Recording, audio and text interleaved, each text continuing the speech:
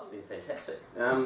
Well, as we sort of discussed earlier, the pros and cons of moving regionally, I guess, within New Zealand. I think for me, at this stage anyway, the pros outweigh the cons. And the concern for me was, as you discussed, was the fear of sort of falling off the face of the earth, I suppose. But I just don't see that as being really much of an issue these days. Mostly, I guess, with respect to social media and the internet. So there's no reason why you can't be active and maintaining a presence. And then obviously managing your career so that you're having shows and you're trying to keep your profile. But I just think it's still easy enough to manage that now. Like I would have been a lot more fearful 5 or 10 years ago of doing that. Even though I did, I suppose, isolate myself and lived in Asia for a long time. But yeah, obviously since then, it's just, I guess, trying to maintain a profile, keep showing. But I raised Matthew Couper over here as an example for somebody that I sort of looked to when I was moving, because I was a little bit concerned about that. And yet I kept seeing Coops every time I log on to Facebook. There were images or text or something, and so it just, as I said, it sort of felt to me like, someone like Matty Couper still had a real presence here in New Zealand, and not just because I was seeing work of his at Paul Nache or whatever it may be, but and he's living in Las Vegas, so I thought, well, if he can be halfway around the world and still maintaining a really solid presence here in New Zealand, then there's no reason why I can't do that from Gisborne. And in the end, I mean, it's still only a drive. We can get in the car in the morning and be here by the afternoon. So it's not it's not that big a deal. But yeah, it just takes a little bit more, I guess, sort of management. And I'm not one to be sitting on the computer for long periods. But it's just half an hour every morning, and that's enough. And you see what's going on and comment and have dialogue going with people, and put up images of new work, and it seems like to me that it hasn't been a disadvantage at all, and there are so many advantages with living in a cheaper place to concentrate more on my work and less concern about part-time work and money coming in and all that sort of thing. And then working with Maddie obviously has been really advantageous.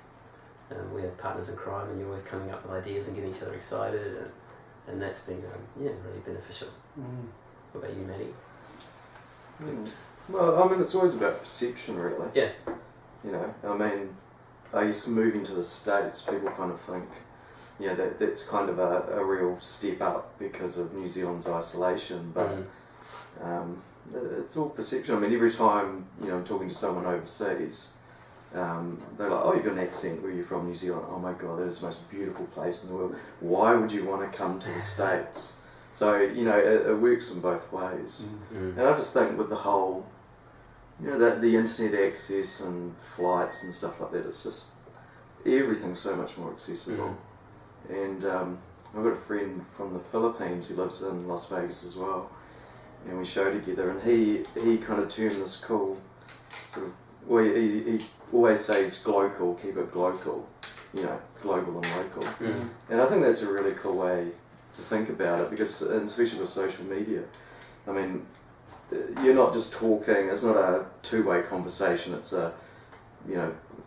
millions of people looking at things, and so when you're talking on Facebook, or you're posting things, or you're actually releasing that out to a lot of people, and there's a lot of kind of collateral with that. Well, and that's right. I mean, if I think about like 2 or 3 years ago, living in Auckland, and the networks that I had, now living in Gisborne, the networks that I had would be 5, 10, 20 times what they would have been even 2 years ago.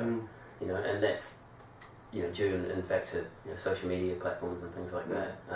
So the physical location, I think, is less and less important every day. And you've got ArtStack, you've got Ocular, all these sorts of things that, there's no reason why. I mean, that's a global audience. And anytime you're on Facebook, if I send something to Matty Couper, then I'm linked into all of his networks, and then they just grow exponentially. So on a daily basis, eh? Yeah, absolutely. Yeah. I mean, there are obviously, you're physically isolated, and that is going to have its drawbacks, but I don't see that they're a major. They're certainly surmountable. I think it kind of turn around. I mean, people still want the experience. Oh, for sure. So the whole virtual experience isn't enough. So, that's what's interesting, seeing someone like Hu Han Ru coming here, and the types of works he selected for a New Zealand audience was really interesting.